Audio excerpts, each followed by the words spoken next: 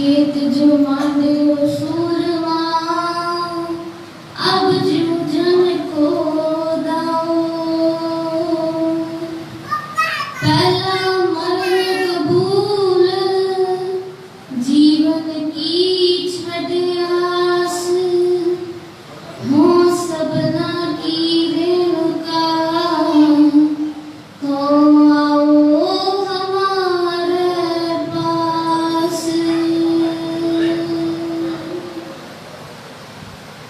जुगो जुग अटल तन तन श्री गुरु ग्रंथ साहिब जी दी पावन ते मुकद्दस गोद दा निंग मान रहे गुरु प्यारे बड़े ही भागी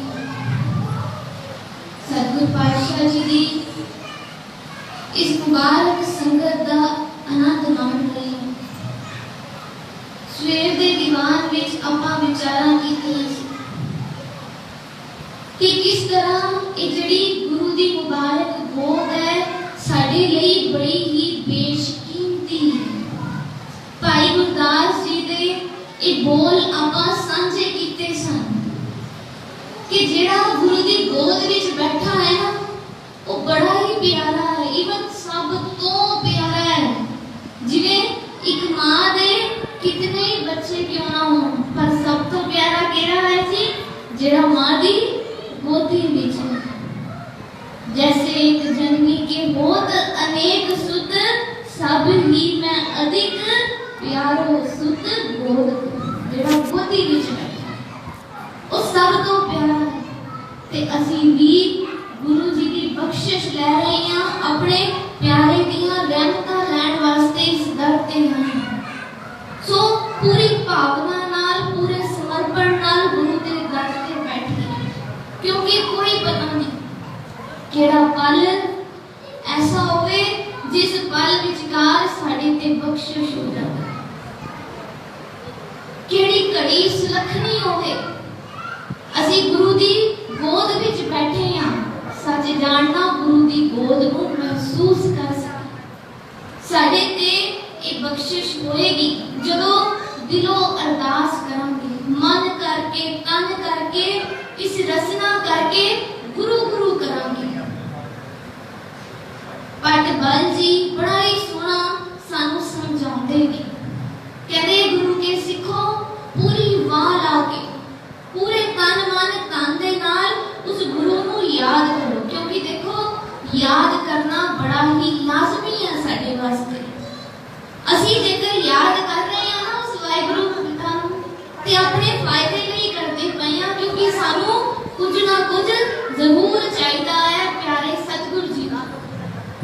ते भट बल जी सानू समझाउंदे ने कि याद करो जपो जितनियां भी तुहाडियां मंगां ने वो सब पूरियां होणगियां पर ये जेड़ा तुहाडा एफर्ट है पूरे समर्पण नाल होना चाहिए, पूरी डेडिकेशन दे नाल पूरी भावना दे नाल जुड़ के जपियो। ते बख्शिश करते ने मन सा कर सिमरंत तुझे नर काम क्रोध मिटियो जय तिना। हुण अवस्थावां ने जेड़े जपदे पए ने जिद्दां जपदे पए ने ते देखो अगों जपड़ करके ध्यान दिओ उन्हां ते बख्शिश भी हो रही है, उन्हां दियां चोलियां भी भरियां जा रहीआं ने। याद रखियो मेरे गुरु नानक दे दर तो कोई खाली नहीं जाएगा, सब दियां चोलियां भरियां जाणगियां सिर्फ असीं अपने गुरु ते भरोसा बना लईए उस भरोसे नूं पक्का कर लईए। कहते ने मन सा कर सिमरंत तुझे ना, कहते जेड़े मन करके जपण लगे ना गुरु गुरु करन लगे मन करके काम क्रोध मिटियो जय तिन, कहते उन्हां दे विकार दूर हो गए। आपां सवेरे भी विचार कीती सी कि गुरु समर्थ है, सिख की गुर दुर्मत मल है। साडे अंदर दी जेड़ी पैड़ी मत है वो साहिब जी दूर कर देंदे ने, हर लेंदे ने उस मत नूं। काम क्रोध मिटियो जय तिन, सारे जेड़े विकार ने साडे ते बख्शिश हुई असीं मन करके जपिया ते दूर हो गए। अगे बख्शिश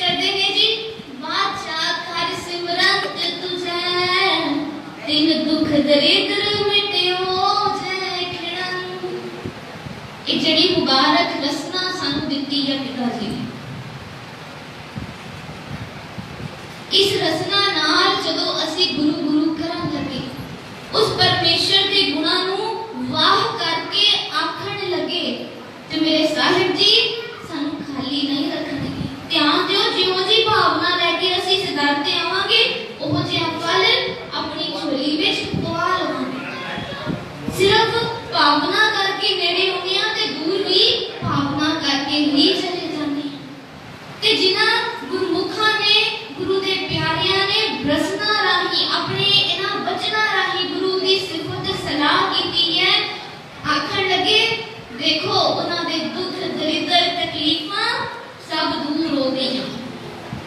साडी जिंदगी दे विच एक बड़ा ही इंपॉर्टेंट फेस है, जेड़ा दुखां वाला, रोगां वाला, परेशानियां वाला फेस है। ते गुरु पातशाह जी बख्शिश करदे ने, साडी झोली विच एक दात पांदे ने ਜਦੋਂ ਅਸੀਂ ਇਸ ਰਸਨਾ ਨਾਲ ਜਪਦੇ ਹਾਂ। ਪਰ ਬਲ ਜੀ ਅੱਗੇ ਸਮਝਾਉਣਾ ਕਰਦੇ ਨੇ, ਕਰਮ ਕਰ ਤੋਏ ਦਰਸ ਪਰਸ ਪਾਰਸ ਸਰ ਬਲ ਫਟ ਜਸ ਗਾਇਓ। ਕਹਿੰਦੇ ਆ ਗੁਰੂ ਦੇ ਪਿਆਰੇ ਆ, ਤੂੰ ਮਨ ਕਰਕੇ ਜਪਿਆ, ਵੇਖ ਤੇਰੇ ਵਿਕਾਰ ਖਤਮ ਹੋ ਗਏ। ਤੂੰ ਇਸ ਰਸਨਾ ਨਾਲ ਜਪਿਆ ਤੇ ਤੇਰੇ ਦੁੱਖ ਦਲਿੱਦਰ ਤਕਲੀਫਾਂ ਦੂਰ ਹੋ ਗਈਆਂ। ਇਹਨੇ ਤੁਸੀਂ ਇਦਾਂ ਹੀ ਫੜ ਕੇ ਰੱਖਿਆ। लाइव कर्मा नाल जपेगा, कर्म कर भाव मन करके जप लिया, इस रसना नाल जप लिया ते हुण ये जो जपिया है ना, जो गुरु दा सच जप रहे हैं, उस सच नूं की करना है जी, कमाना है, प्रैक्टिकल बनाना है अपनी जिंदगी दा। ते बख्शिश केड़ी झोली विच पएगी, कर्म कर तोए दर्श परस पारस सर बल फट जस गायो। श्री गुरु रामदास जियो जय जग में तै हर परम पद पायो। देखो अपन सवेरे भी विचारिया सी कि जो भी जप रहे हैं उसका प्रैक्टिकल बहुत ही जरूरी है। जेडी भी थ्योरी असी पढ़ रहे हैं, उस थ्योरी का प्रैक्टिकल होना बड़ा लाजमी है। ताई असी अपने साहिबां दे बख्शे हुए इन्हां सिद्धांतां नूं, इन्हां तत्थां नूं समझ सकांगे ते अपनी जिंदगी दे विच इंप्लीमेंट कर सकांगे। सो आखण लगे कि जिन्हें गुरु दे सच नूं गाया, मन करके रसना करके ते फिर अपनी जिंदगी दे विच कमाया,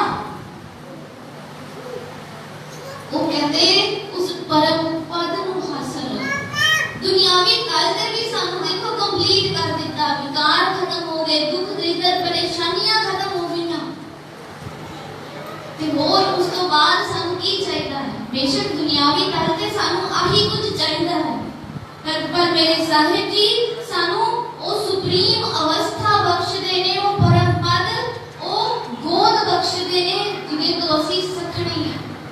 क्योंकि साडी जिंदगी का मकसद यही है। थोड़ा जिहा आपां अपनी इस जिंदगी दे मकसद नूं भी विचार लईए। साहिब जी बाणी विच अंकित करदे हन, भई प्राप्त मानुख ते हुरिया, गोबिंद मिलन की एह तेरी बरिया। भलो समो सिमरन की बरिया।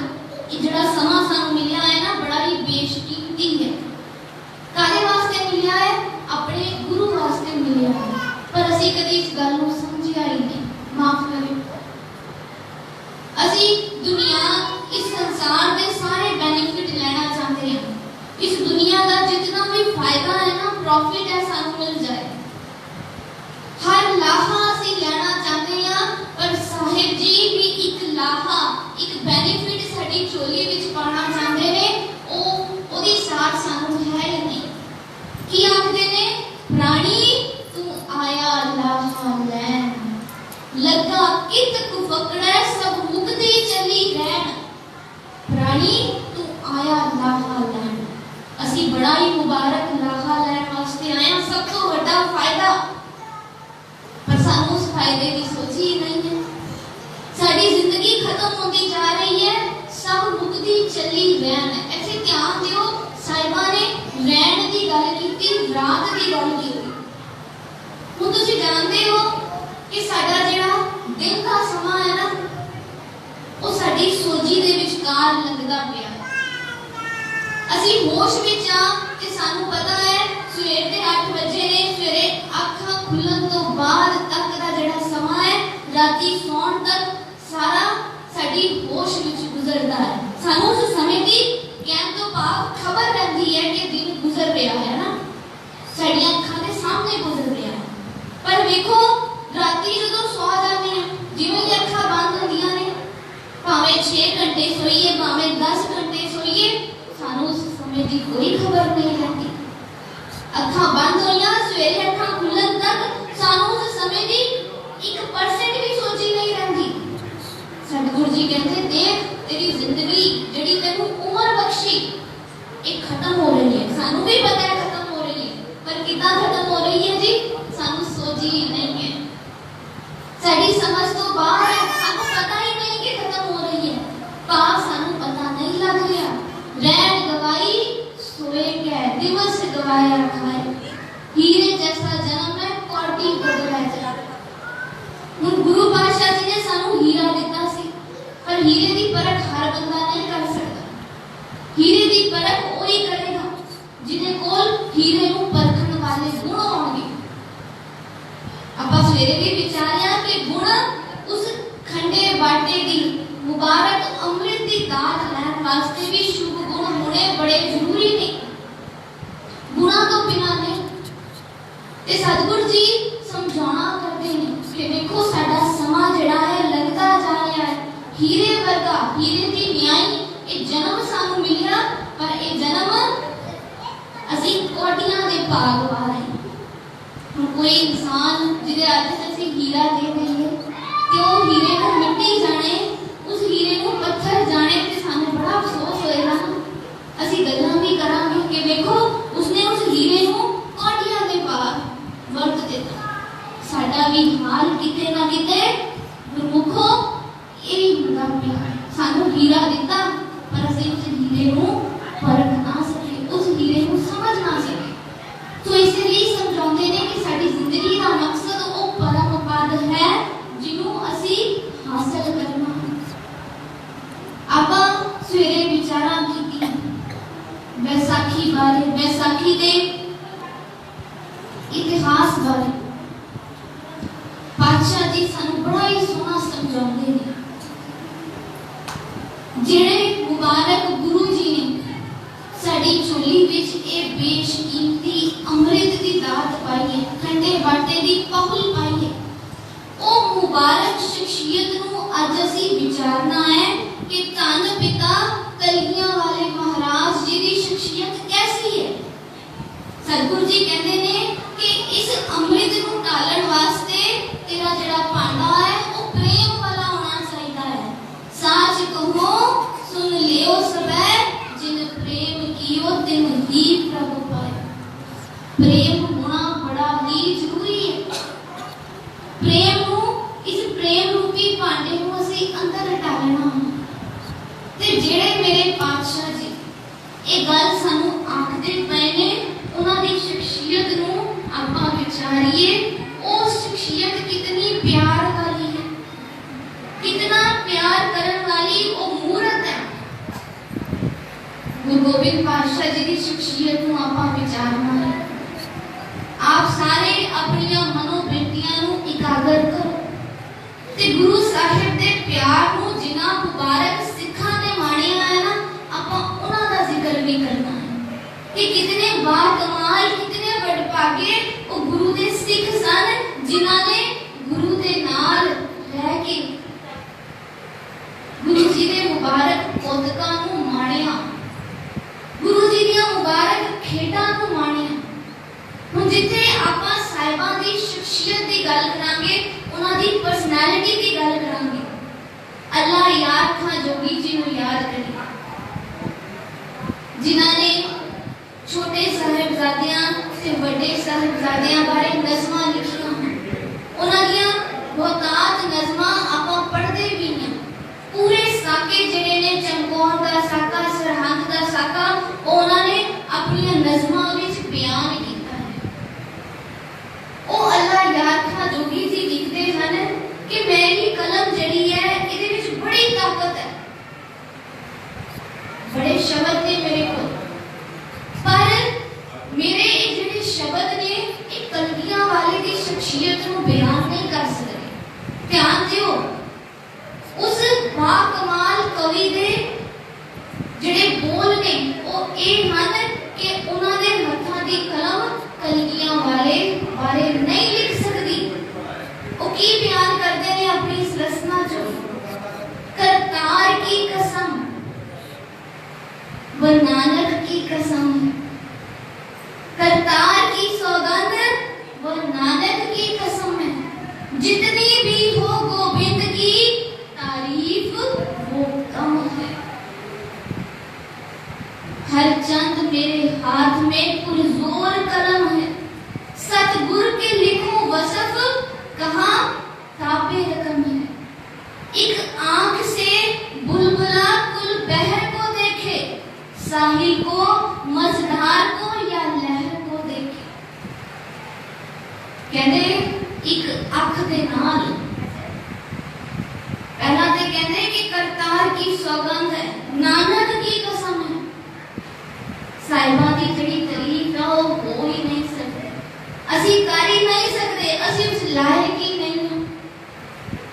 आखदा है मेरी कलम विच इतना दम है, पर फिर भी मैं कलगियां वाले बारे नहीं लिख सकता।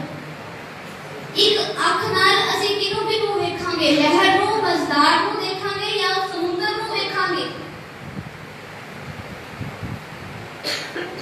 ओ मुबारक पिता जी जिन्हां दी गल आपां अज कर रहे हैं, जिन्हां दी मुबारक बख्शिश खंडे बाटे दी पहल नूं आपां विचारना है ते ये भी विचारना है कि ओ मुबारक अमृत अज साडे कोल क्यों नहीं है।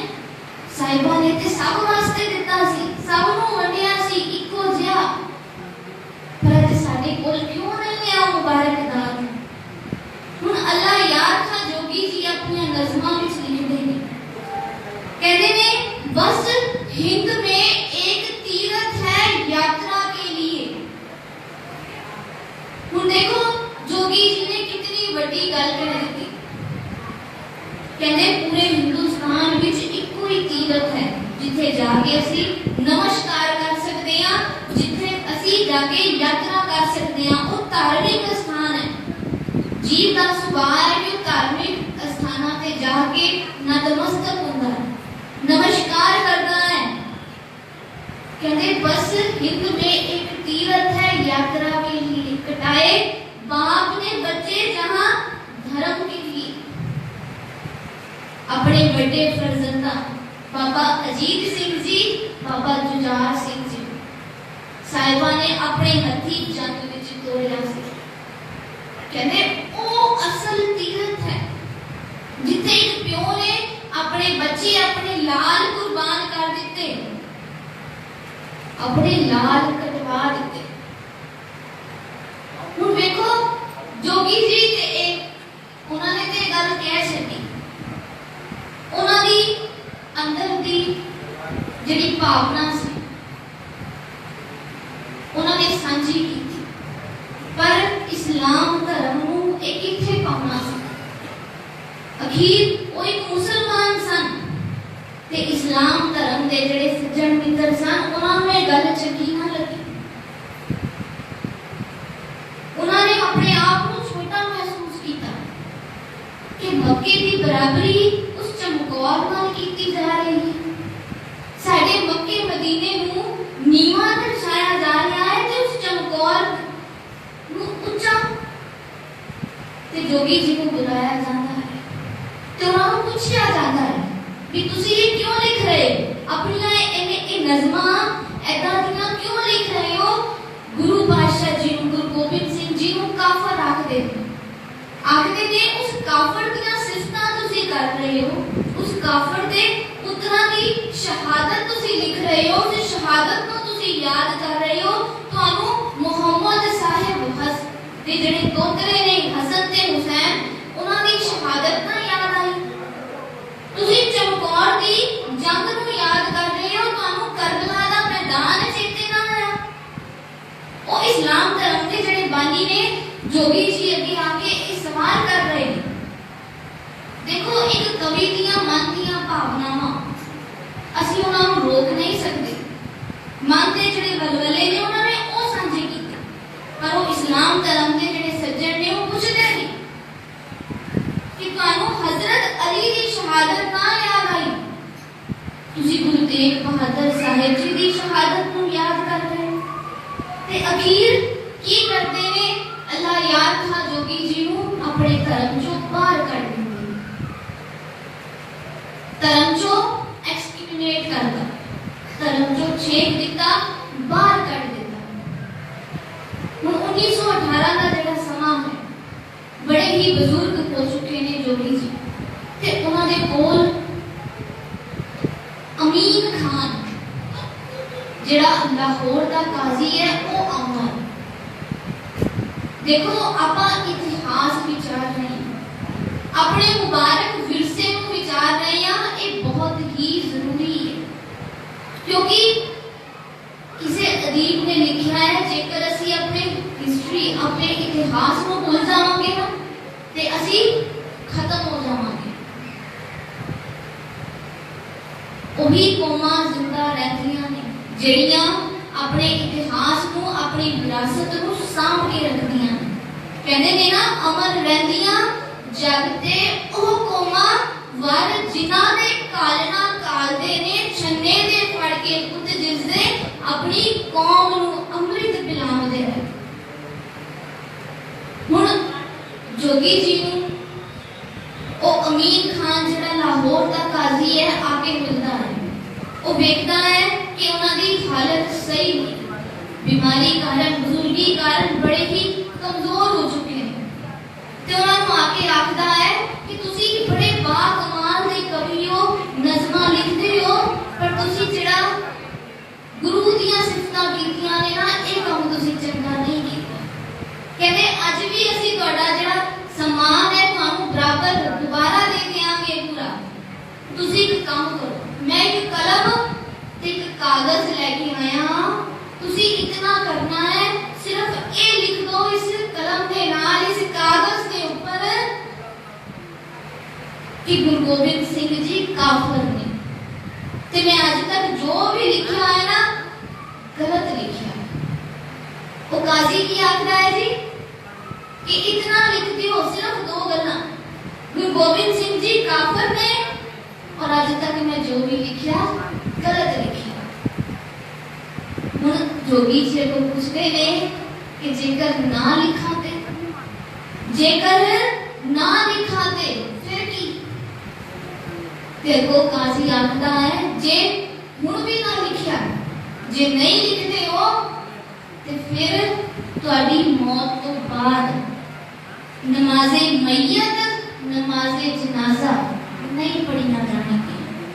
ਤੁਹਾਡਾ ਜਿਹੜਾ ਸ਼ਰੀਰ ਹੈ ਉਹ ਕਫਨ ਦਾ ਅਧਿਕਾਰੀ ਵੀ ਨਹੀਂ ਹੋਏਗਾ, ਤੁਹਾਨੂੰ ਮੁਹੰਮਦ ਸਾਹਿਬ ਦੀ ਗੋਦ ਵੀ ਨਹੀਂ ਮਿਲੇਗੀ, ਜੰਨਤ ਵੀ ਨਹੀਂ ਮਿਲੇਗੀ।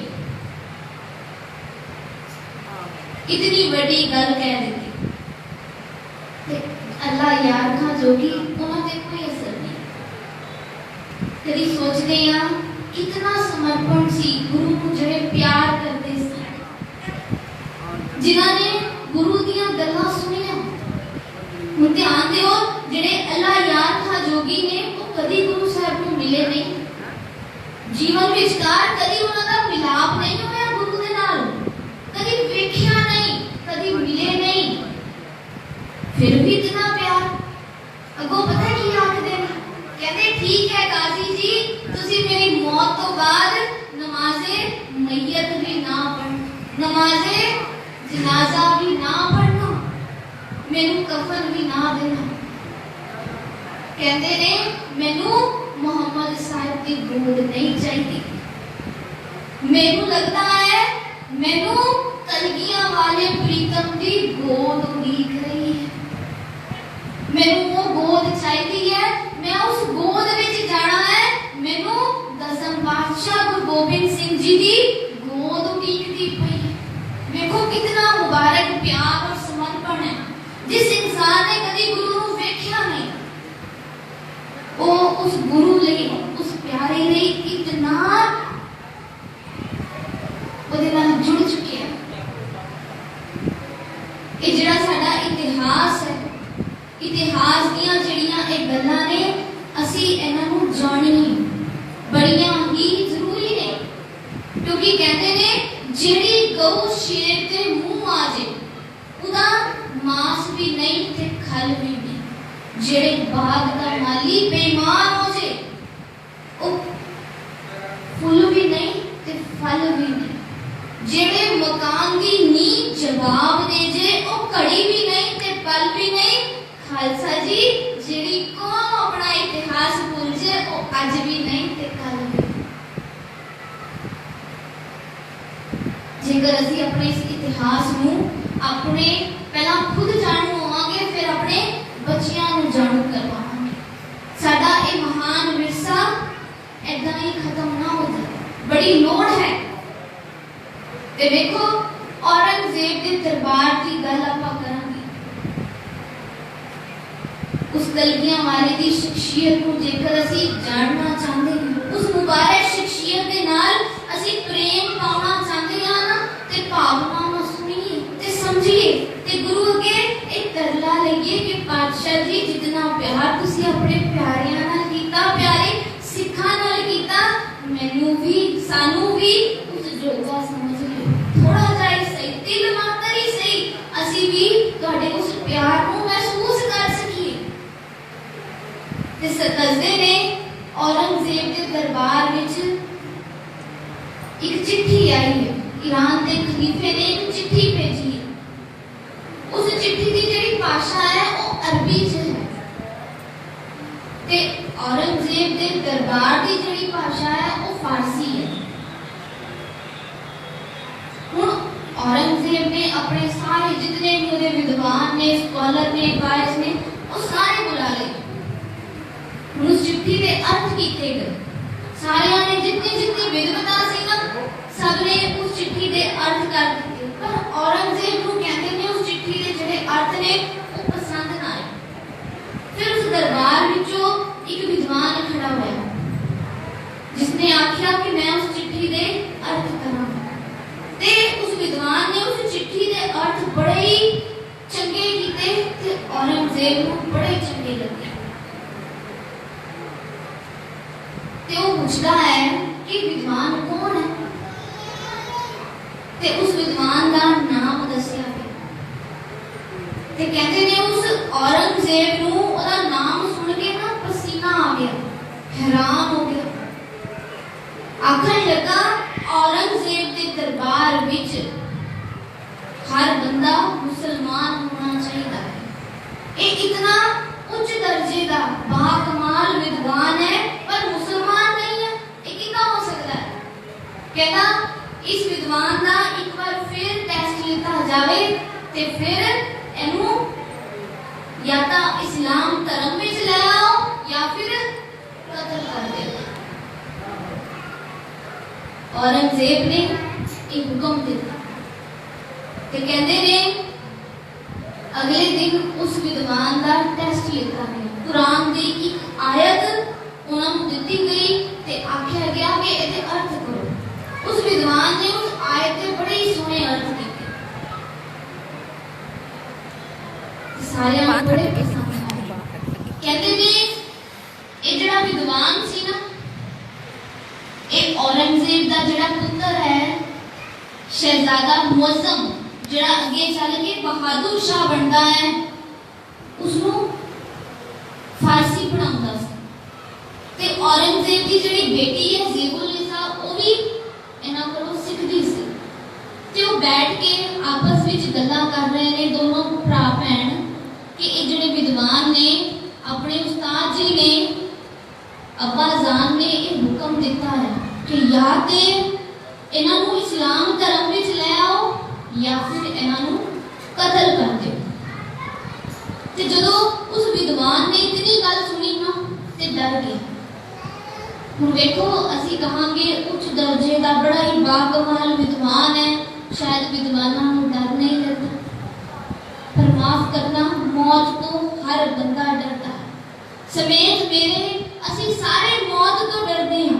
ਸਾਡੇ ਸਾਹਮਣੇ ਸਾਨੂੰ ਔਖਾ ਸਮਾਂ, ਮੌਤ ਵਾਲਾ ਸਮਾਂ ਦਿਸੇ, ਅਸੀਂ ਨਾਰਮਲੀ ਸਾਰੇ ਡਰ ਜਾਵਾਂਗੇ। ਤੇ ਉਹ ਵਿਦਵਾਨ ਵੀ ਡਰ ਗਏ। भगत कबीर जी कहते हैं कि जिस मरण तो जिस मौत तो सारे डरते हैं, जह मरना सब जगत तरासे, सो मरना गुर शब्द प्रकाशे। कहते इस मौत तो बेशक सारे डरते हैं, पर जदों गुरु दे दर ते आवांगे ना, गुरु दे शब्द तो सोची लवांगे, गुरु दे शब्द नूं टेक बनावांगे। किवें टेक बनावांगे जी? ज्यों मंदिर को थामे थमन, त्यों गुर का शब्द मनै अस्थमन। ये इमारत देख रहे हो, ये जिहड़े पिलर्स ने, इन्हां पिलर्स करके ये इमारत खड़ी है। इसी तरह गुरु का जिहड़ा शब्द है ना, वो साडी जिंदगी दी टेक है। मौत का डर कदों तक रहता है? जदों तक अंदर भरम ने, अंदर भुलेखे ने, ज्ञान की कमी है। जदों गुरु दे नेड़े हो के वो ज्ञान ले लिया, वो सोची ले लई, भरम टूट गया, शब्द ने प्रकाश किया, रोशनी की, ते सानू समझ आ जाएगी। कहते मौत का डर ऐसा खत्म होएगा।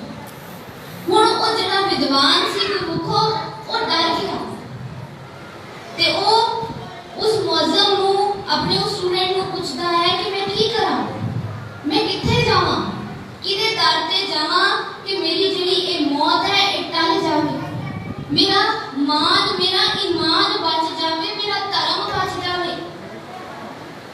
ते कहंदे ने उस शहजादा मुअज्जम ने गल आखी कि तू आनंदपुर दी धरती ते कलगियां वाले दी शरण विच चला जा, उथे तेरा मान, तेरा ईमान, तेरा धर्म सारा कुछ बच जाएगा उस शरण में जाके। देखो साहिबा ने साडी चोली विच बड़ियां बख्शिशां पाई, मंगल दे रूप विच आपां उच्चारण कीता कि गुरु दे दर ते जिहड़े प्रीतवान ने ना, वो अपने हाथ विच अपनी इस तली ऊपर सीस रखन का भी हौसला रखते हैं।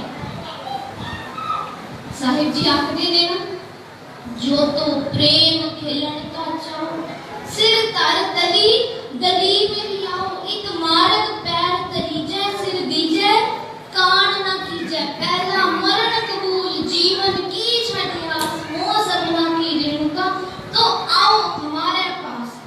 ऐसे जिंदे हो के नहीं, मर के आएगा। ते ये मरना भी बाकमाल है, इनू आम बंदा नहीं समझ सकता।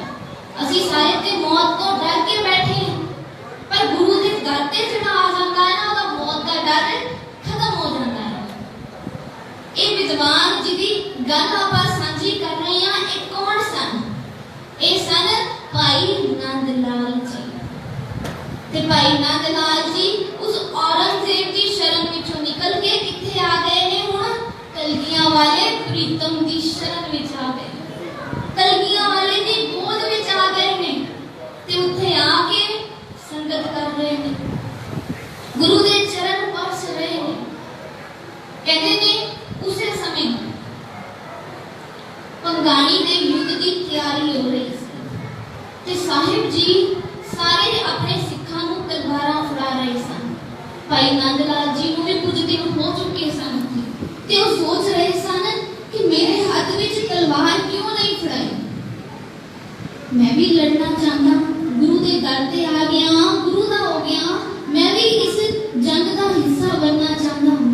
ते एक सिख नाल वो वार्ता करते ने, ते अगों उस सिख का जवाब आंदा है कि भाई नंद लाल जी तुसी किथे लड़ोगे, तुसी जंग विच किदां जाओगे, तुसी ते मौत तो डर के औरंगजेब दे दा महल छड़ के ਇੱਥੇ आ गए हो, ਤੁਸੀਂ ਤੇ ਆਲਰੇਡੀ मौत तो डरते हो, ਤੇ जंग ਦੇ मैदान ਵਿੱਚ ਤੇ सिर्फ मौत ही है, ਤੁਸੀਂ उस मैदान ਵਿੱਚ ਕਿਵੇਂ ਜਾਓਗੇ?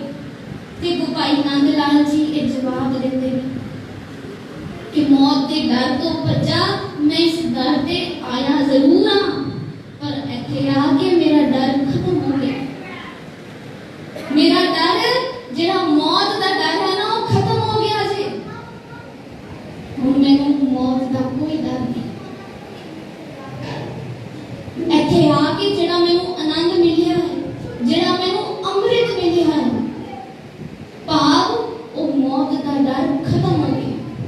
जो गुरु का सिख आखदा है कि फिर भाई नंद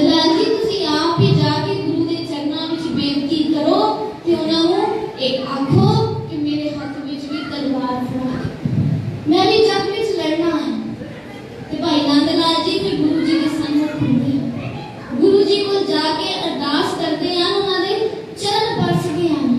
ते मेरे कलगियां वाले पातशाह जी ने उत्थे एक गल आखी कि भाई नंद लाल जी, लखां तलवारां रल के भी एक कलम पैदा नहीं कर सकती। ध्यान दियो, लखां तलवारां होण और रल के भी एक कलम पैदा नहीं कर सकदियां, पर भाई साहब जी तुहाडी जेहड़ी एक कलम है ना, वो लखां तलवारां चलाउण वाले पैदा कर सकदी है। ते भाई साहब जी नूं कलम दी सेवा बख्शी कि तुसी अज तो ओ मुबारक नज़मां लिखो, गुरु दी उस्तत करो कि जिदे करके वीर योद्धे पैदा होण, शस्त्र चुकण वाले पैदा होण। देखो गुरु दी बख्शिश, गुरु साहब ने उन्हां दी सेवा मुकर्रर कर दित्ती ते साहिबां दे जीवन विचों ही एक झलक कि एक दिन साहिब जी केसी इशनान करके सवेर दे समां सी ते बैठे ने धुप विचकार भाई नंद लाल जी कोल आए। बड़ी ही भावना नाल, बड़े ही प्रेम है। जरा सोच के देखिए कि वो कलगियां वाले का सुहापन कितना होएगा, कितना सोहना, कितना मनमोहना उन्हां दा जेड़ा स्वरूप है वो होएगा। ते भाई नंद लाल जी गुरु जी दी उस्तत विच आके एक बोल आखदे ने, दीन दुनिया दर कमंदे आबरी रुखसार मा, हर दो आलम कीमते इख्तियार मुए यार मा। भाई नंद लाल जी आख रहे हैं, कहते साहिब जी तुहाडे इस चेहरे दे नूर तो इस दुनिया के जितने भी पदार्थ ने ना वो कुर्बान हो सकते। दीन दुनिया दर कमंदे आबरी रुखसार मां, तुहाडे इस चेहरे, इस रुखसार, इस मुखड़े तो, इस मुखड़े की चमक तो इस दुनिया के पदार्थ कुर्बान किए जा सकते हैं। कहते लोकी की मंगते ने, सानू लोक परलोक दा सुख मिल जाए, लोक परलोक मिल जाए, पर तुहाडे इन्हां केसां दी एक तार तो वो लोक परलोक दे सुख भी वारे जा सकते हैं। गुरु साहब जी बड़े खुश होए ते भाई साहब नूं अपने गल नाल ला के ते तुर पए ने। रस्ते विच तुरदियां साहिबां ने कौतक कीता,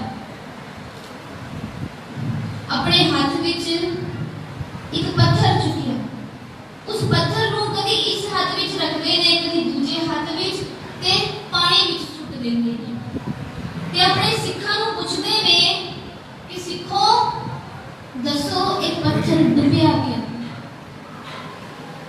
सिखां दा जवाब आता है कि सतगुरु जी पत्थर भारी हुंदा है, इस करके पानी के विचकार डुब गया। फिर थोड़ी अगे चलते ने तो फिर एक पत्थर चुकिया ते वो पत्थर पानी के विचकार गिर ते फिर पूछते ने सिखो ये पत्थर डुबिया क्यों। सिख फिर आखते ने कि साहिब जी पत्थर भारी होता है, पानी हल्का होता है, नहीं टिक सकता, इसलिए डूब जाता है। साहिब जी फिर अगे चल के ऐदा ही दोबारा करके फिर पूछते हैं कि मुझ सवाल भाई नंद लाल जी कर रहे हैं कि भाई नंद लाल जी दसो ये पत्थर डूबिया क्यों। कहते नंद लाल जी का कोई जवाब नहीं है, कोई जवाब नहीं, चुप शांत। ते पीछे मुड़ के देखते ने भाई नंद लाल जी रो रहे ने, ज़ारो ज़ार रो रहे ने ते उन्होंने बांह तो फड़ के फिर पूछते हैं कि नंद लाल जी दसो ये पत्थर डुबिया क्यों है। ते भाई नंद लाल जी आखते ने कलगी वाले प्रीतम ओ महाराज जी मैं कुछ नहीं वेखे, ना मैं पत्थर वेखे, ना मैं पानी वेखे, मैं सिर्फ ये वेखिया कि जेड़ा तुहाडे हत्थां दे विचकार है वो महफूज है। साहिब जी तुहाडे हत्थां विच जेड़ा है ना, तुहाडी गोद विच जेड़ा है वो महफूज है, जेड़ा तुहाडे हत्थां तो छुट गया वो डूब गया है।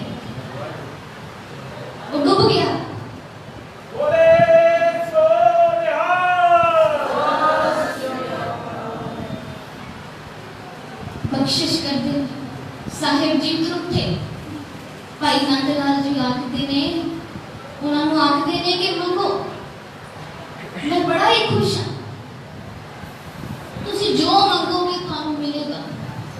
ध्यान दियो कभी गुरु साडे ते झूठे साहिब जी सानू आके पूछन कि यार गुरु के सिखा तैनू जो चाहिदा है तू मंग ले ते असीं दुनियावी लोग की मंगांगे जी। सतगुरु जी बड़ा सारा घर मिल जाए वड्डी सारी कार मिल जाए वधिया जॉब वधिया बिजनेस मिल जाए इस तो वध के असीं कुछ नहीं सोच सकते। भाई नंदलाल जी को पूछा जा रहा है कि मंगो जो मंगोगे तुहानू मिलेगा। अज गुरु जी झूठे ने बख्शिश दे घर विच आए भाई नंदलाल जी आखदे ने सतगुरु जी मैनू कुछ नहीं चाहिए। देखो गुरु का कितना प्यार है ते गुरु दे सिखा का कितना प्यार है। अज उस प्यार नू असी भी कमा लईए असी भी उस प्यार नू महसूस करिए। भाई नंदलाल जी आख रहे ने सतगुरु जी मैनू कुछ नहीं चाहिए वो ते पहला ही आख चुके ने दीन दुनिया दर कमंदे आवरी रुखसारमा हर तो आलम कीमते एक तार मुए यार। सतगुरु जी दुनियावी पदार्थ तुहाडे इस चेहरे की मुस्कुराहट तो बाहर थे वो भी बड़े छोटे ने लोक परलोक दे सुख जड़े ने वो तुहाडे इस इना केसां दी कतार तो बाहर ने। सतगुरु जी जे मैं मंगा कि तुसी मैनू अपने गल ना ला लो वो भी तुसी बख्शिश मेरे ते पहला ही कर चुके हो। प्रभु की जय कृपा निदान प्रभु मोहे कब गल लावेंगे वो बख्शिश भी तुसी मेरी झोली विच आप मुहारी पा दी है। सतगुरु जी मैं की मंगा मैनू ते सारा कुछ मिल गया। ते साहिब जी फिर आखदे ने कि नंदलाल जी मंग लो ते अगो भाई नंदलाल जी की मंगते ने। देखो कितनी सैटिस्फैक्शन कितनी संतुष्टि है गुरु दे प्यारियां च। अरदास करिए सतगुरु जी साडी झोली विच भी ये सैटिस्फैक्शन आवे ये संतुष्टि आवे असी भी दुनिया इस दुनियावी तल को ऊपर उठ के आत्मक भोजन मंगिए अपने गुरु को अंदर का सुख मंगिए जिस सुख तो जिस आनंद तो जिस अमृत तो असी वांझे हैं असी गुरु दे दर ते आके ओ मंगिए। ते भाई साहब जी की मंगदे ने कि सतगुरु जी जदों मैं मर जावां मेरा एक तन सड़ जाता इस तन की जेड़ी राख है ना वो तुहाडे चरणों तो तुहाडी इस मुबारक संगत के चरणों तो दूर ना जावे। मैं सिर्फ यही मंगदा। गुरु गोबिंद पातशाह जी नू उन्हां दी महान बाकमाल शख्सियत को बयान करते हुए आखदे ने तेग राम फतेह गुरु गोबिंद सिंह दिलो जानो राह गुरु गोबिंद सिंह के साहिब जी तुसी अपनी इस तलवार दे नाल जित प्राप्त करते हो ते तुसी ये जेड़ी तुहाडी जुबान है ना इस जुबान दे नाल ये जदों वार करते हो ना अपने बोलां दे वार जदों तुसी करते हो तुसी मुर्दे नू भी मुरीद बना लेंदे हो। सतगुरु जी तुसी इतने बख्शिंद हो। सो देखो गुरु दी उस्तत और गुरु दे प्यारियां ने की गुरु जी दी शख्सियत नू बयान कर रहे हैं। इसे तरह ही इतिहास विच पीर बुद्धू शाह दा जिक्र आंदा है। कहते बड़े ही उच्च दर्जे दे ओ पीर पर जदों गुरु दे दर ते आए ना अपनी पालकी विच उतरे ने पैरों तो जोड़ा ला के नंगे पैर गुरु वल जा रहे हैं। उन्हां दा भी इतना रुतबा सी कि जदों औरंगजेब दे दरबार विच ओ जांदे सन ते औरंगजेब अपने आसन तो उठ के आके उन्हां नू अगे रिसीव करदा सी। पर वो पीर बुद्धू शाह जी जदों गुरु दे दर ते आ रहे ने अपने जोड़े अपनी चप्पलां उतार के गुरु वल चल के आ रहे ने उन्हां दे चेले भी हैरान हन कि औरंगजेब वर्गा बादशाह इन्हां नू आके अगे आप आके लैंदा है ते साडे पीर जी आप चल के गुरु वल जा रहे ने ते साहिबां को जाके पुछदे ने मिलाप कदों होएगा उस वाहिगुरू नाल साडा मिलाप कदों होएगा। ते साहिब जी अगो मुस्कुरा के आखदे ने कि जिवें दिन ते रात दा मिलाप होएगा। ਤੇ ਕਹਿੰਦੇ ਨੇ ਕਿ ਕਦੀ ਹੋ ਹੀ ਨਹੀਂ ਸਕਦਾ। ਜਦੋਂ ਦਿਨ ਹੈ ਉਦੋਂ ਰਾਤ ਨਹੀਂ, ਜਦੋਂ ਰਾਤ ਹੈ ਉਦੋਂ ਦਿਨ ਨਹੀਂ। ਇੱਥੇ ਵੀ ਇੱਕ ਰਮਜ਼ ਸਾਨੂੰ ਸਮਝਾਈ ਕਿ ਅਸੀਂ ਜੇਕਰ ਗੁਰੂ ਦੇ ਆਉਣਾ ਹੈ ਨਾ ਤੇ ਆਪਣੀ ਮੈਂ ਛੱਡ ਕੇ ਸਿਰਫ ਗੁਰੂ ਦਾ ਪੱਲਾ ਫੜਨਾ। ਜਿੱਥੇ ਮੈਂ ਹੋਏਗੀ ਉੱਥੇ ਗੁਰੂ ਨਹੀਂ ਹੋਏਗਾ, ਤੇ ਜਿੱਥੇ ਗੁਰੂ ਹੋਏਗਾ ਉੱਥੇ ਸਾਡੀ ਮੈਂ ਖਤਮ ਹੋ ਜਾਏਗੀ। तो ਸਾਡੀ ਝੋਲੀ ਵਿੱਚ ਇਹ ਮੁਬਾਰਕ ਬਖਸ਼ਿਸ਼ਾਂ ਸਾਹਿਬ ਜੀ ਪਾ ਰਹੇ ਨੇ। ਮੁਬਾਰਕ ਅੰਮ੍ਰਿਤ ਦੀਆਂ ਵਿਚਾਰਾਂ, ਖਾਲਸਾ ਪੰਥ ਦੀ ਜਿਹੜੀ ਸਾਜਣਾ ਮੇਰੇ ਕਲਗੀਆਂ ਵਾਲੇ ਪ੍ਰੀਤਮ ਨੇ ਕੀਤੀ, ਉਹਦੀ ਵਿਚਾਰ, ਉਹਨਾਂ ਕੋਤਕਾਂ ਦੀ ਵਿਚਾਰ ਆਪਾਂ ਸਵੇਰ ਦੇ ਦੀਵਾਨ ਵਿੱਚ ਕਰਾਂਗੇ। ਉਹ ਮੁਬਾਰਕ, ਉਹ ਬੇਸ਼ਕੀਮਤੀ ਦਾਤ ਸਾਡੀ ਝੋਲੀ ਵਿੱਚ ਪਾਈ, ਪੰਜ ਪਿਆਰੇ ਸਾਨੂੰ ਬਖਸ਼ੇ। ਉਹ ਗੁਰੂ ਦੇ ਪਿਆਰਿਆਂ ਦਾ ਜ਼ਿਕਰ ਕਰਾਂਗੇ ਕਿ ਕਿਸ ਤਰ੍ਹਾਂ ਉਹ ਗੁਰੂ ਦੇ ਮੁਰੀਦ ਬਣ ਗਏ ਤੇ ਕਿਸ ਤਰ੍ਹਾਂ ਮੇਰੇ ਸਾਹਿਬ ਜੀ ਆਪ ਉਹਨਾਂ ਮੇਰਾ ਗੁਰੂ ਆਪ ਚੇਲਾ ਬਣ ਕੇ ਉਹਨਾਂ ਤੋਂ ਮੁਬਾਰਕ ਅੰਮ੍ਰਿਤ ਦੀ ਦਾਤ ਲੈਂਦੇ ਨੇ। ਇਹ ਸਾਰੀਆਂ ਵਿਚਾਰਾਂ ਆਪਾਂ ਕੱਲ ਦੇ ਦੀਵਾਨ ਵਿੱਚ ਕਰਨੀਆਂ ਨੇ। ਉਹ ਮੁਬਾਰਕ ਅੰਮ੍ਰਿਤ ਨੂੰ ਵਿਚਾਰਾਂਗੇ ਜਿਹੜਾ ਸਾਹਿਬ ਜੀ ਨੇ ਸਾਡੀ ਝੋਲੀ ਵਿੱਚ ਪਾਇਆ ਹੈ। ਆਖਣ ਲੱਗੇ ਜਿਸ ਦੇ ਪੀਂਦਿਆਂ ਸਾਰ ਹੀ ਅਮਰ ਹੋ ਗਏ, ਜਿਸ ਦੇ ਪੀਂਦਿਆਂ ਸਾਰੀ ਅਮਰ ਹੋ ਗਏ ਅੰਮ੍ਰਿਤ ਅੱਜ ਉਹ ਸਾਨੂੰ ਪਿਲਾਇਆ ਸੀ, ਜਿਹਦੀ ਲਾਟ ਉੱਤੇ ਸੜਿਆ ਠੰਡ ਪੈਂਦੀ ਦੀਵਾ ਦਿਲ ਅੰਦਰ ਐਸਾ ਉਸ ਬਾਲਿਆ ਸੀ। ਕਿਸੇ ਮਾਹੀ ਨੇ ਖਾਦ ਵਿੱਚ ਰੁੰਦਿਆਂ ਨੂੰ ਅੱਜ ਅੱਖੀਆਂ ਤੇ ਬਿਠਾ ਲਿਆ ਸੀ। ਸਾਡੇ ਉਸ ਵਿੱਚ ਰਿਹਾ ਨਾ ਭੇਦ ਕੋਈ, ਜਦੋਂ ਆਪਣਾ ਆਪ ਕੁਰਬਾਨ ਕੀਤਾ ਸਿੱਖ ਗੁਰੂ ਦੇ, ਗੁਰੂ ਦਾ ਰੂਪ ਹੋ ਗਏ ਠੰਡੇ ਧਾਰ ਅੰਮ੍ਰਿਤ ਜਿਨ੍ਹਾਂ ਪਾਨ ਕੀਤਾ। ਸਿੱਖ ਗੁਰੂ ਦੇ, ਗੁਰੂ ਦਾ ਰੂਪ ਹੋ ਗਏ ਠੰਡੇ ਧਾਰ ਅੰਮ੍ਰਿਤ ਜਿਨ੍ਹਾਂ ਪਾਨ ਕੀਤਾ। ਸੋ ਸਤਿਗੁਰ ਪਾਤਸ਼ਾਹ ਜੀ ਕਿਰਪਾ ਕਰਨ, ਆਪਣੀਆਂ ਇਹ ਵਿਚਾਰਾਂ ਆਪ ਹੀ ਕਰਾਉਣ।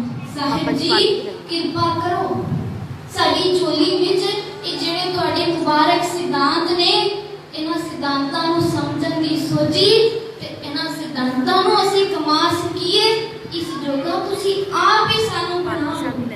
ਸੋ ਬਾਦਸ਼ਾਹ ਜੀ ਕਿਰਪਾ ਕਰਨ, ਇਤਨੀਆਂ